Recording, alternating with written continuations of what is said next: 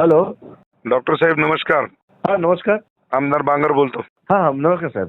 नमस्कार. ते एक आदित्य माणिकराव सरकटे म्हणून पेशंट आहे माझ्याकडचा.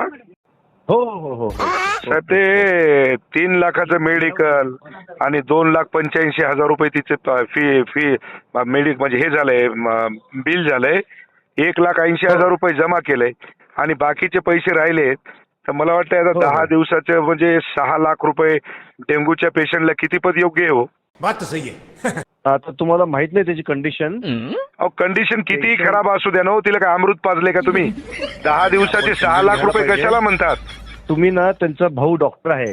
दादा मला सगळीच कल्पना आहे. माझा भाऊ MBBS MD आहे.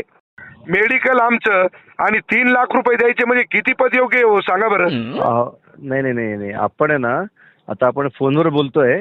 हा ते जरा बोलणं आपल्याला, एक तर पेशंट अतिशय गंभीर होता, व्हेंटिलेटरवर होता.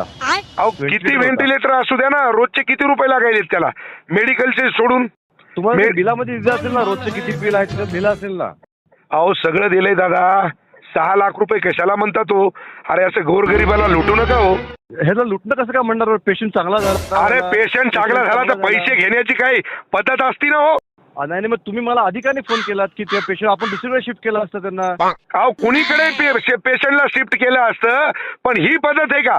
अहो ज्या वेळेस दुःखाची घटना येते ना, त्यावेळेस माणूस अंगावरचं सगळं. तुमचं म्हणणं काय? माझं म्हणणं एवढंच आहे की ते बाकीचे जे पैसे येतात ते घेऊ नका. बरं ठीक आहे, करा तेवढी मदत.